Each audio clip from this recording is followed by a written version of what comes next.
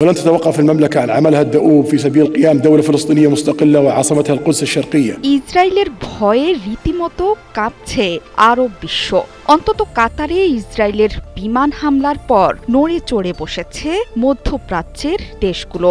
নিজ নিজ দেশে আঘাত আসতে পারে এমন আতঙ্কে প্রতিরক্ষার জন্য চারদিকে ছুটছে হুমকিতে থাকা দেশগুলো। পাকিস্তানের সাথে চুক্তির পর এবার মার্কিন যুক্তরাষ্ট্রের সাথেও প্রতিরক্ষা চুক্তি করতে চলেছে সৌদি আরব। কাতারে ইসরায়েলি হামলার পর সবচেয়ে বেশি বিপাকে এই দেশটি। তখন মার্কিন কর্মকর্তারা ওয়াল স্ট্রিট জার্নালকে বলেছিল যে ইসরায়েলি যুদ্ধ বিমান সৌদি আরবের ওপর দিয়ে মিসাইল পাঠায় এবং সেটি পরবর্তীতে আঘাত হেনেছিল দোহায়।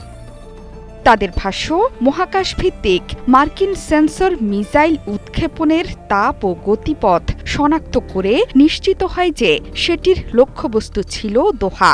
আর এভাবে মহাকাশ দিয়ে মিসাইল পাঠানোর উদ্দেশ্য ছিল সৌদির আকাশসীমা লঙ্ঘনের অভিযোগ এড়ানো। কাতারে ওই হামলার পরপরই নিন্দা জানায় রিয়াদ। তবে তখন নিজেদের আকাশসীমার ওপর দিয়ে মিসাইল নিক্ষেপের প্রসঙ্গ উল্লেখ করেনি সৌদি আরব।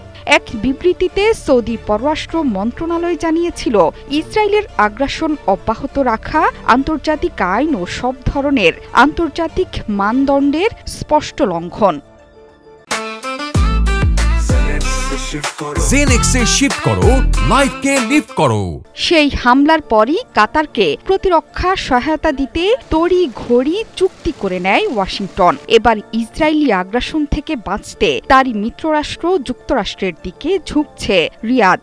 যুক্তরাষ্ট্রের সঙ্গে প্রতিরক্ষা চুক্তি নিয়ে আলোচনা চলছে দেশটির। আগামী মাসে সৌদি যুবরাজ মোহাম্মদ বিন সালমানের হোয়াইট হাউস সফরের সময় চুক্তিটি সই হতে পারে বলে জানিয়েছে আন্তর্জাতিক গণমাধ্যমগুলো। মার্কিন কর্মকর্তারা বলছেন, ক্রাউন প্রিন্সের সফরের সময় চুক্তি সইয়ের বিষয়ে আলোচনা চলছে, যদিও এখনও সবকিছু চূড়ান্ত হয়নি। চুক্তিটি যুক্তরাষ্ট্র কাতার প্রতিরক্ষা চুক্তির মতোই হতে পারে। সেই চুক্তিতে যুক্তরাষ্ট্র প্রতিশ্রুতি দিয়েছিল কাতারের ওপর যে কোনো সামরিক হামলাকে আমেরিকার ওপর হামলা হিসেবে গণ্য করা হবে।